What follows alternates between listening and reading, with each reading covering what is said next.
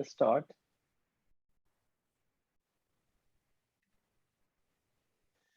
Okay, so welcome everybody to the GLO November seminar. It is my pleasure to introduce today's speaker, Karin Mayr-Dorn. Karin is based at the University of Linz in Austria. She has published widely on labor economics, public economics, international trade. And our talk today is on a very interesting topic on the impact of trade agreements on the excluded countries. In this case, Vietnam being that excluded country. So as usual, seminar is being recorded. And Karin, you are happy to be interrupted if there are any questions? Absolutely. Yeah, so please unmute yourself if you have any questions. And Karin is basically 1 hour to 2 o'clock with question answers and stuff. So if you, just a reminder that please mute your mic during the seminar and then only unmute if you have any questions to ask. Right, over to you, Karin. Thank you very much, Matlup. I'm happy to be here, even though only virtually, seeing you all again this way. So the paper for today is on trade diversion and labor market adjustment.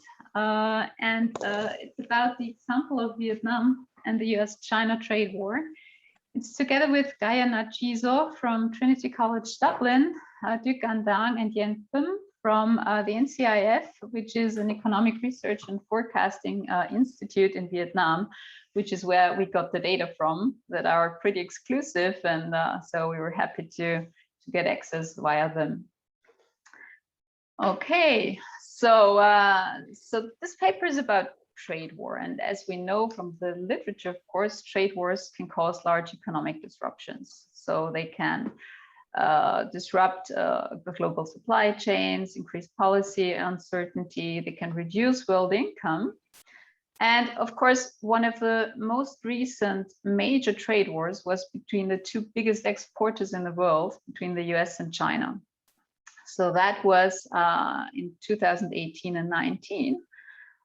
When after really a prolonged period of trade liberalization, rather unexpectedly, the US imposed tariffs that were pretty high, so between 10 and 25% on almost half of the value of total imports from China. And those tariffs affected a broad range of sectors.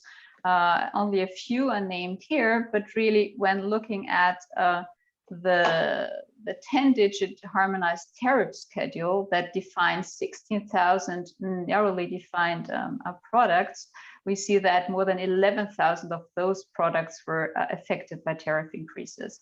So this table that I show you here is out of the Feigelbaum paper in QJE that looked at the pass-through of these US tariffs on consumer prices in the US.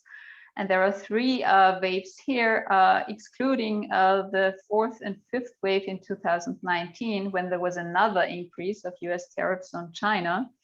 But we can see here the value of US imports that was affected and really the increase in average tariffs on these narrowly defined products with each and every wave. So this was really a major policy that, of course, can be expected to have major economic repercussions.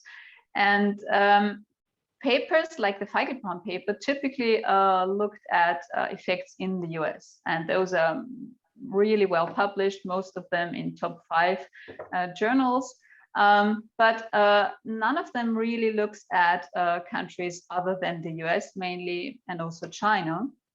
And this is what we are doing. So given that this trade policy has potential for large economic effects, not only on the two countries involved directly, but also on third countries, we want to look at what these effects might have been. And the idea that we have is that there might have been trade diversion happening, which might have had effects on the labor market in third countries, apart from the US and China. Now, here is a few graphs that show us the motivation where we got a motivation from for this paper. So this is the change in US goods imports for various countries during 2018 to 19, when those tariff increases were happening. And of course, we see that for China, as expected, exports to the US went down pretty much by more than 15%. And US goods imports from other countries went up. So these were countries like Mexico, European Union countries experienced increases in US exports. But most notably, at least in relative terms, you can see that Vietnam experienced an increase in its exports to the US by about 40%. And actually, at a G20 summit meeting in 2019, President Trump called Vietnam the almost single worst abuser of everybody. So this seems to signal that increases in Vietnamese imports was not an intended consequence of trade policy towards China, and was rather unintentional. Here we see the development of Vietnamese and Chinese exports to the US over time, and we see that leading up to the year 2018, really there was a steady increase of exports to both from both Vietnam and China, and then in 2018 there was a sudden drop, of course, of Chinese exports, together with an increase in Vietnamese exports to the US. So Chinese exports dropped by about 12%. Vietnamese exports increased from a rather low 2.2%. So that's the US export share in Vietnamese exports, to about 3%. And that was more than a third of an increase for Vietnamese exports. This mirror image that we can see here, so this divergence of Chinese and Vietnamese exports to the US, can be seen even better here when we look at the monthly year-to-year changes in US imports from China and from Vietnam. So we can see that here, starting at the beginning of the year 2019, exports from China dropped pretty much down to about minus 20% even, and those from Vietnam increased by up to 50%. And this is in sharp contrast to the period before, where trade flows were in general both smaller, as well as without any obvious correlation between them. So this gave us the idea, and of course it was reflected in the media at the time, that trade diversion must have been happening and might have been behind those changes in trade flows. That's the question that we're looking at. So we want to know whether first trade diversion can somehow be detected in the data, whether we can say more about that than just looking at descriptive statistics. And then whether such trade diversion affected the labor market in a third country, and in our case, Vietnam. So we look at the effects of greater trade war exposure in an industry, and we measure that, as you will see in a minute, as the change in industry-specific exports on hourly wages, employment, and hours worked in this industry. And for this, we exploit heterogeneous exposure of workers based on their variation in the distribution across industries. So we compare workers with similar observable characteristics working in industries more and less exposed to the trade war. And we do that on two levels, at the individual level, and we do it at the district level. Now, both approaches have advantages and disadvantages. Of course, the individual level is more disaggregate. The disadvantage is that we don't have longitudinal data, so we cannot observe workers over time. So in the individual level case, we look at work outcomes after the trade war, so in 2019. At the district level, however, we can actually do estimations in first differences and look at the change in work outcomes from before the trade war to after the trade war. You will see that results pretty much align. Okay, so very briefly to the related literature. Of course, as you will know, there is a large literature on the impact of import competition from China. So this works on the US, for different outcomes, wages, employment, labor force participation at different levels, firm level, industry level, region level, and worker level. And effects that are found are pretty much negative across the board. Then there are papers for countries other than the US, again, for different outcomes, poverty, wages, employment, as well as at different levels. And also they pretty much find negative effects. And of course, the common methodological challenge with all of these papers is to find a plausibly exogenous source of changes in trade flows to causally identify effects on the labor market. So that is pretty much a challenge. And approaches are different. The Otter, Dorn and Hansen papers, for example, they use instrumental variable for US demand, for US import demand, using import demand from high-income countries other than the US. That has been criticized a bit. Some of the papers here use changes in trade policy, so tariff decreases or decreasing quota, for example, or an abolishment in quota in the case of the Utah paper on Denmark. But of course, one can argue that, okay, trade policies, bilateral trade policies typically relate to pre-existing or future expected trade flows between those two countries. So whether they're really exogenous is a question.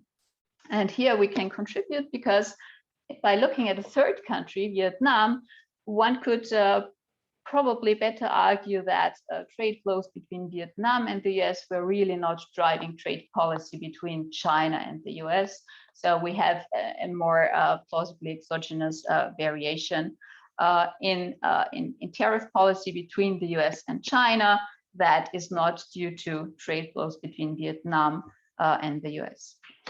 What else do we contribute to? Of course, the papers that I already mentioned on the impact of the US-China trade war in the US, they find pretty much negative effects. And again, then also the strand of papers that tries to identify trade diversion effects of trade policy. So those papers look at effects of preferential trade agreements, like also the Korea-US free trade agreement. Again, one can argue, well, are those trade agreements really exogenous? Are they not somehow linked already to pre-existing trade flows or future expected changes in trade flows? And we can somehow circumvent this problem by looking at effects on a third country. Okay, so our conjecture is that the increase in US tariffs on Chinese imports diverted import demand from China to Vietnam, and that increase in Vietnamese exports then might have had a positive effect on Vietnamese wages and employment. So that is our conjecture. Of course, theoretically, that makes sense only if there is not full mobility of workers across industries, right? So because in standard actually in theory, of course, any trade-induced change in producer prices would spread over effect nationally, in effect, say, workers of a given skill in the same way independent of the industry that they work in. So for industry-specific effects to show up, there must be some imperfect mobility of workers across industries. And there are many theoretical papers that assume that, and we use those as a theoretical basis and as a motivation for our empirical approach. So what we need to do is to measure this trade war exposure to be able to compare workers more and less exposed to the trade war. And we measure this trade war exposure as the change in Vietnamese exports to the US in a given industry over this period 2016 to 19. So the delta xj is the change in exports in industry J scaled by the size in employment in industry J. So LJ is employment in industry J. And we, at the individual level, then multiply this with just an indicator variable. So this I here, Ij, tells us whether worker I has been working in industry J in that year or not. So it's either 0 or 1. For the district level exposure, so this is a different exposure variable that we use for our district level estimations. We take the same scaled change in exports, but then weigh them with the importance of industry J in district I. So LIJ is employment in district I and industry J, and LI is just overall employment in the district. So here we look at individuals, here we look at districts, and this district level exposure basically is the analog to what Otto, Dorn, and Hansen use in their 2013 paper on local labor markets. But of course, they look at changes in US imports. So looking at a supply shock from the perspective of US producers, and we look at a change in Vietnamese exports and looking at a change, so as a shock to foreign demand from the perspective of Vietnamese producers. That's the difference, but apart from that, it's pretty similar. Okay, so of course now you can say that, well, these changes in exports might have been due to anything, not necessarily related to the U.S. China trade war, right? It might have been due to pre-existing differences across industries, and for really measuring trade war exposure appropriately as the change in exports that is due to the US tariff increases on Chinese imports, we instrument for the changes in trade war exposure. And we do so by using the share of products at the 8-digit level within a 4-digit industry subject to US tariff increases on China over 2016 to 19. So this is this share of targeted products within a more broadly defined industry. So we really make use of this very detailed information about which products exactly were targeted by the US policy. And that gives us this IV variable, again, at the individual level and at the district level that we use in our second stage of our IV estimations. So really, you could say that we use in the first stage. So you could say that this first stage of our two-stage least squares estimation measures the extent of trade diversion, right? Because we're trying to predict the portion of Vietnamese exports to the US, the portion of the change in those exports that is due to the tariff increases on Chinese exports to the US. Okay, so for the data, we basically use 3 different data sets. One is the Vietnam labor force survey. We use 2016 and 2019 waves, and we look at different outcome variables, as I already mentioned: wages, employment status, working hours at the individual level, and then compile them at the district level. Those are quarterly data, and we convert them into categories that can then be matched with categories for which we have the export data from the UN Comtrade database. The third data source is the US International Trade Commission's tariff changes. So during that time, at the 8-digit level that we use for computing our instrumental variable, as I just described. Could I just interrupt? Sure. I'm just wondering about the IV. So, I mean, there is this trade war going on where specific products are targeted for tariff between US and China. But is it possible that the products that were targeted were because there was a possibility to import them from Vietnam? You see what I mean? So the Vietnamese increase of those exports were related to the portion of the trade war. Okay, so you would think that the US might have specifically chosen products. I'm just wondering if that's, because it's, standard kind of theory is that if you have trade agreements, there are excluded countries that are going to be affected negatively, and then possibly those countries have the products that you could have imported cheaply, but because you have signed a yeah, I think so. So your idea is that, okay, those products were where not only China was pretty competitive in, but also Vietnam in some sense. So okay, yeah, it's hard to say, of course. I mean, how would you test for that? I'm just wondering. I guess you could look at trade flows before and the relative size of those at the product level, and see whether somehow those products that were targeted were products where Vietnam was also particularly good in, so to speak, where exports were high, maybe. But some kind of a yeah, I don't know. I mean, yeah. So of course we do observe that flows from China went down, whereas those from Vietnam went up for the same, well, for overall at least.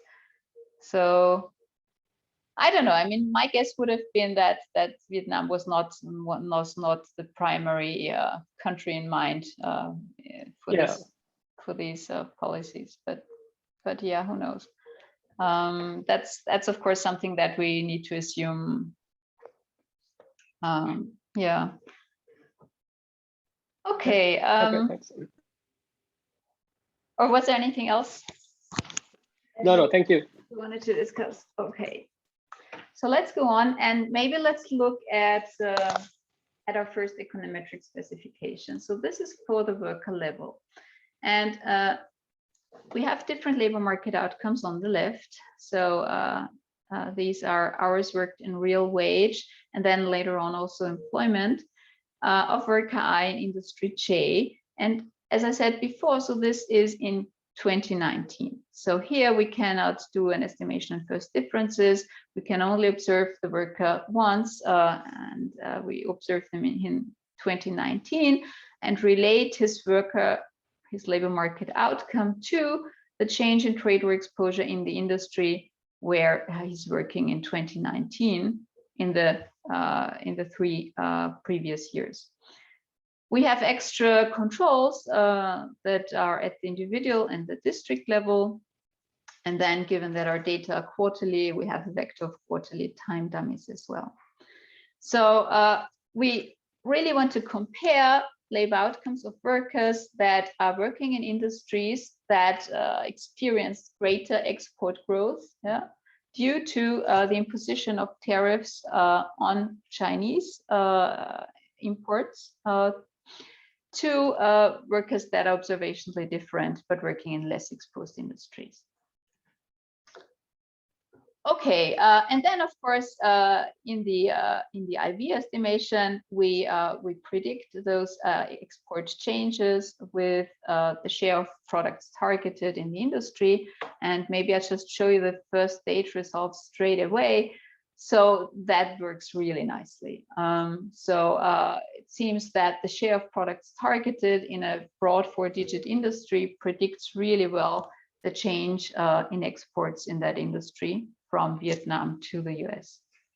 So that's what we use. And then here are the first results. So this is for hourly wages. And we see pretty much that both for the OLS estimations, the first 3 columns, as well as the IV estimations, the last 3 columns, it seems to be that wages of workers were higher if working in industries that experienced greater export growth due to those tariff impositions. Now, when comparing the size of coefficients, we see that the IV estimations, so the IV coefficients are bigger than OLS. This seems to suggest that wages tend to be lower in industries with greater export growth, which would make sense somehow if you think of those industries with lower wages as being more competitive and therefore being better able to increase their exports. What else is that when we look at the change that the individual and district controls make, so we see that the coefficient becomes smaller from column 4 to 5 to 6 when we add individual and district controls. So apparently seems to be that wages were higher in industries with greater export growth due to workers being more productive in districts that are more productive. But of course, the effect seems to persist even when taking those controls into account. And that somehow seems to support this conjecture that there was a positive demand shock from abroad in Vietnam that seems to have driven up wages for workers specifically employed in those industries affected. What is also interesting is that, of course, since this is an estimation of outcomes in 2019, this is an effect that is net of any effects due to the migration of workers into those industries for the reason of better wages or employment probabilities, right? So we might wonder, so the effect might have been even bigger. So if you know, these movements might have worked towards leveling the difference across industries in wages or employment opportunities, the real effect might have been even bigger. Of course, that depends on how mobile workers really are across industries. And we can do a bit on that by using a question in the questionnaire where workers are asked whether they have moved into their current residential area during the last year or not. So this is an indication of whether these are migrant workers or not, some sense of that. And we do an estimation where we estimate this migrant status, again, as a function of this change in trade war exposure, which is this change in exports to the US. And we can see here that, so these columns 1 and 2 are OLS estimations. Column 3 is a first IV estimation. So there seems to be the case that there's a greater share of migrants in those more exposed industries indeed. However, in column 4, once we add district controls, the significance falls away. So apparently, all of this positive correlation between migrant status and export growth is due to district controls. And once those controls are added, there is really no greater probability of being a migrant in more exposed industries anymore. So really, this suggests that not much migration had been happening due to this tariff-induced change in exports to the US. And that really fits with information that we have on Vietnam, where it's really not easy to move. So people would lose their health insurance statuses or educational access for their children once they move. So it's not easy. You have to somehow get permission to do that. And that's, of course, nice in our case, where we can say that, well, possibly migration didn't do much towards leveling industry-specific differences in wages or employment probabilities. And this is also reflected in our estimation of migrant status here. Okay, so this is our first table on wages. Then we also look at hours worked. So again, this is at the individual level. And again, we see that it seems to be that workers in more exposed industries seem to work more hours. Again, the IV estimates are much bigger than the OLS estimates. So apparently OLS is biased due to confounding factors that correlate positively with export growth and negatively with hours worked. I mean, here we were wondering still a bit of why that might be. I mean, one thing is that, of course, we don't only look at manufacturing workers here. So agricultural workers are in here as well as service workers. And what we might want to do next is to maybe specifically look at the subsample of manufacturing workers to see whether there's some structural differences in hours worked, or also employment in the services versus manufacturing sectors. By the way, this is what we did here for wages, and I might just show you our wage estimations by sector, because they're also interesting, and maybe you have some ideas of things we cannot yet quite explain. Because first, so here we have subsamples of wages by sector. We have private businesses, state businesses, we have services, and we have agriculture. And this picture here really fits. So when we look at private businesses, the effect is as for the overall sample. So wages are greater in more exposed industries. For the state businesses, that's not the case. And that's also not surprising, because in Vietnam, state enterprises would regulate wages heavily. So they are not that flexible as in the private sector. For services also, we would not expect much to happen since services are not being exported typically. And for agriculture, we have a negative significant effect here, and that's still a bit interesting to us of why that might be. So if you got any ideas, we're very happy about any feedback and comments on that. Okay, so this was wages, this was hours worked, and now let's get to a third outcome variable, which is employment. So for employment, we need to use trade war exposure at the district level. Given that it's only employed workers that we look at, there would be no variation in our outcome variable. So here it seems to be, again, that both in OLS as well as in IV, the probability of employment is greater for workers in districts more exposed to the trade war. The IV is again bigger than the OLS, so apparently employment seems to be lower in districts with greater trade war exposure, and the individual and district controls work towards increasing the IV coefficient. Really a very similar picture to what we had before. Some factors seem to be negatively correlated here with trade war exposure, and positively with employment due to the individual and district controls that we have. So, so that was the individual level estimation. Now, of course, in the individual level estimation, given that it's not an estimation shows differences, there might be some pre-existing differences across industries that we cannot take into account, and that might not maybe even be captured by our IV. So to check for that, we do an estimation at the district level, where we estimate the change in our outcome variables in the district over 2016 and 19. So, or rather, we estimate outcomes in 19 conditional on those same outcomes in 2016. Otherwise, things are pretty much the same. Our trade war exposure measure is slightly different, because it's now defined at the industry level, as I explained at the beginning. So now here's a summary of our effects that we find at the district level.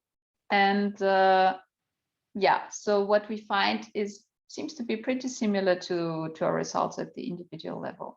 So for employment, these are columns 1 and 2. There seems to be a positive, statistically significant positive effect of trade war exposure on employment. So workers in districts more exposed to the trade war have a greater probability of employment. Again, the IV coefficient is bigger than the OLS. For log hourly wages, same thing. So wages seem to be bigger in more exposed districts. And IV is bigger than OLS. So a priori, the more exposed industries tend to have lower wages. And then when taking into account only the export growth due to tariff increases, the effect becomes bigger. For hours worked, the result becomes insignificant. So at the district level, it does not seem to be the case that the change, so that the conditional on hours worked in 2016 workers work more hours in 2019 if working in a district with greater trade war exposure. So this leaves us pretty confident regarding our individual level estimations that, yeah, even when taking 2016 conditions into account, those results seem to hold up. In order to get many comments and questions from you, I think I would stop here. I have more tables to show if you want, and we can talk about more specifics. But for the moment, just let me conclude. We find evidence for a diversion of US exports from China to Vietnam in response to US tariffs on Chinese products in 2018 to 19. And we show that this affected indeed labor market outcomes in Vietnam.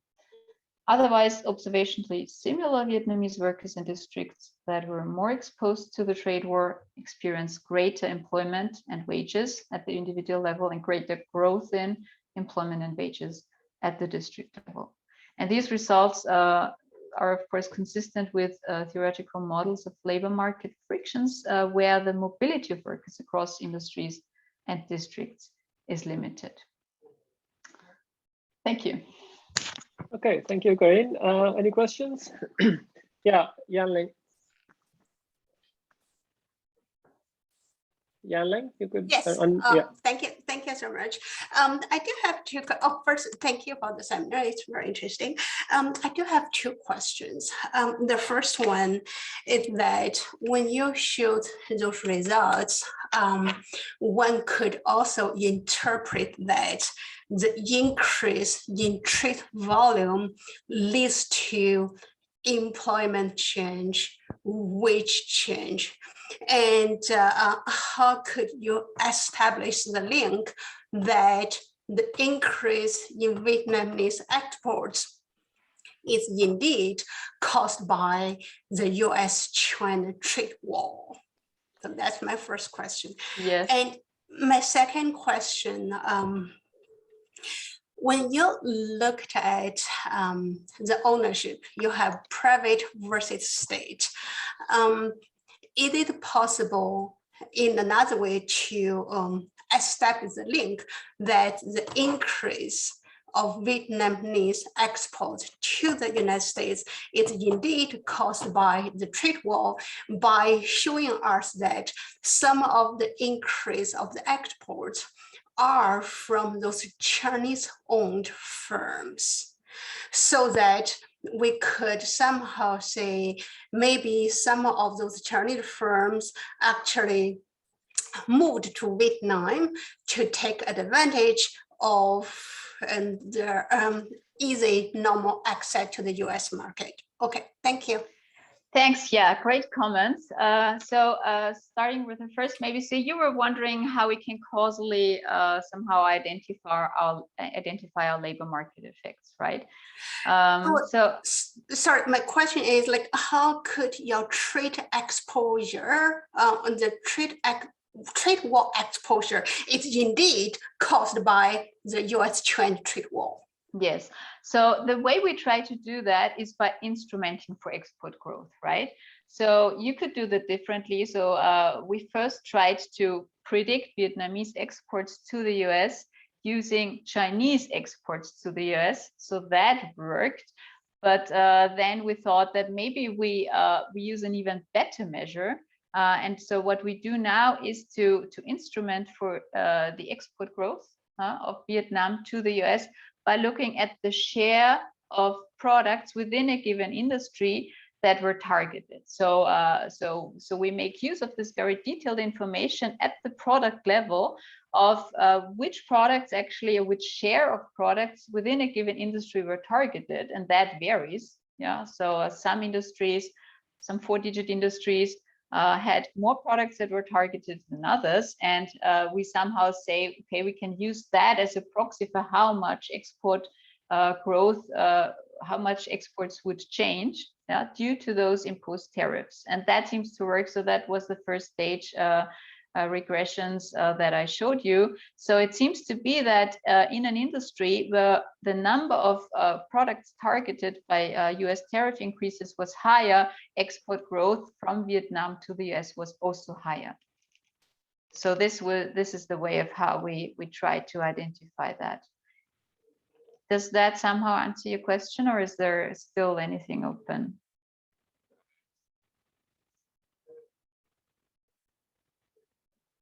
Oh, I think you have to unmute yourself.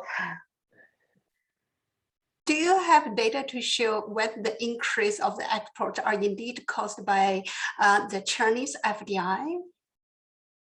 So that was your second question, right? Yeah. And that's actually, it's a really nice question, something that we've been thinking about also. So of course, it's somehow the first thing that you might think that, okay, are these really Vietnamese firms?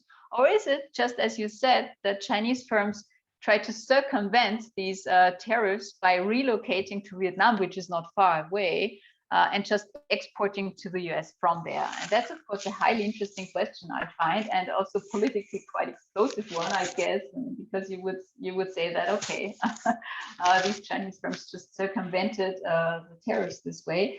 And in our present study, we cannot do that because we don't know whether firms are Chinese or Vietnamese. However, we just very recently got information on firm data where we might try to find out about ownership as well. And so in a follow-up study, that's definitely something that we want to look into, to what extent these are really Vietnamese firms or indeed Chinese firms. Yes. Almas? Oh, first of all, I'm sorry I was late. I had another meeting. Actually, Youngling already asked my question. It was about the capacity of Vietnam to be able to fill the gap, because export from China to US was massive. And at the same time, also Chinese, they were outsourcing lots of production to other countries, including Vietnam. So I got the answer to my question. Thank you very much. Thanks. Yuan? Hi, yeah, this is Jun. So thank you for the very interesting study. So my question is, I guess, could be a suggestion for other studies. So I wonder if you can see whether the jobs that were affected have increased were permanent jobs or temporary jobs. In other words, employers, did they expect this expansion to go on, or did they just see it as a temporary, surge in demand? Yes, that's also, yes. Yes, sorry. Yeah, just one more part. And I also want to see if you can look at the effects on skilled workers and unskilled workers. That would impact the local rate of return to schooling. So that's my two questions. Yes, thank you very much. So regarding heterogeneity by skill, that's something that we yet need to do. We can't do that because we observe education of workers. And we'll definitely do, an estimation by subsample to try and see whether this effect holds more for high or for low skilled. And then regarding the part-time versus full-time question, that's interesting too. I mean, maybe if I go back, so we've been thinking a bit about that here. So at the district level, right, there is no effect on work hours. So it seems to be that on average, people were working the same hours in more as in less exposed industries, districts here, sorry.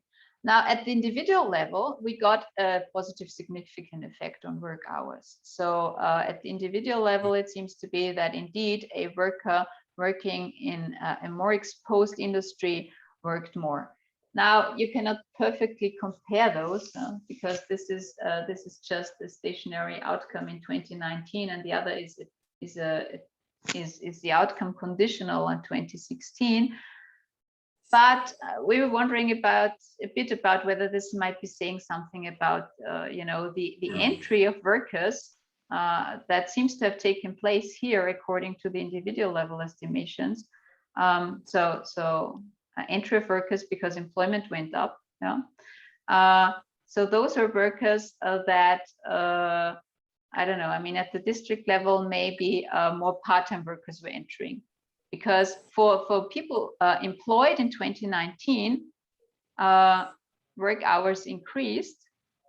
But then when looking at work hours of people conditional on their work hours in 2016, nothing happens. So I'm not sure yet whether you can say something about that. But I mean, this work hours would be, yeah, and the comparison between individual and level districts, district level estimations might be able to tell us something. But if you got an idea, I'm very happy to. Yeah, so I guess if they increase the number of workers rather than like making workers work overtime or turning temporary workers to permanent workers. So yeah, good question. Yeah, I guess if you can see something about like district level government expenditure on welfare or like employment protection related information, that could give you a proxy. That would, yes, indeed, that would be interesting. I'm not sure whether we have that. Yeah, that's also what the Otto Dorn-Hansen paper does, actually look at welfare spending and how that changed. Yes. Also, wasn't there a negative flow from agriculture? I saw some table, there was a negative coefficient. Yes. So it might be that people are moving, so is that the story? People might be moving from agricultural sector to this export private sector. I don't know. I mean, all this says, seems to be saying, right, is that in industries that were subject to greater export growth, wages were smaller when just looking at the agricultural sector, and that's somehow, it may have to do with relative demand for workers in manufacturing and agriculture. Yeah. But still, I mean, this is for industries within agriculture, right? Yeah. Industries more exposed saw smaller wages. So this is not a priori something that we would expect. For manufacturing, yes, but yeah, for agriculturing is a negative effect here. Sergio. Yes. First of all, congrats, because this is very nice paper. I think a good extension of the paper would be to control for and also to show the results other than by, let's say, skilled and unskilled workers. It would be interesting to show the results by the task content of job. For example, in terms of routinary or non-routinary jobs. So you can show the results for routine jobs and non-routine jobs. Because in this case here, you can control, let's say, for the relationship between the routine bias, technical change, and the trade. Because there are plenty of works, there are many works on routine bias, technical change, but there is just a few papers on trade and routine bias technical change. So it would be a good extension of the paper.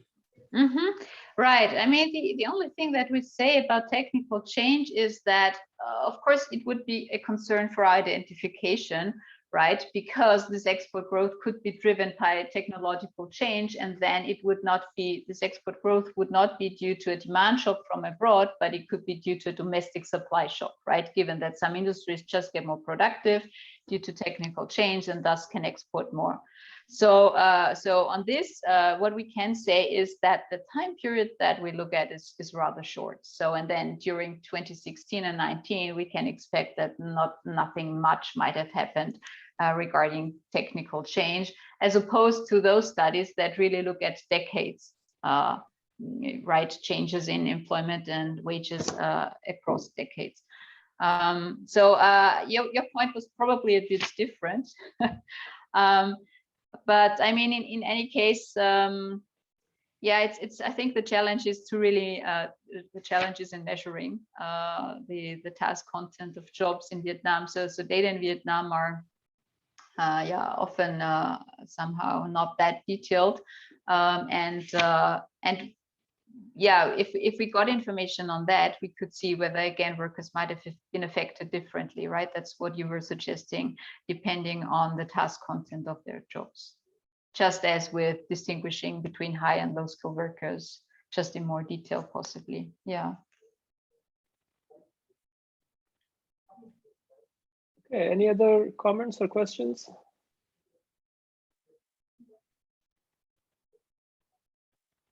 Well, in that case, thank you so much for a very interesting paper, Karin. Thanks for all of your really comments. good. Really appreciate it. And yeah, claps going around the world. Thanks a lot. Thank you very much for agreeing to present and for presenting obviously a great paper.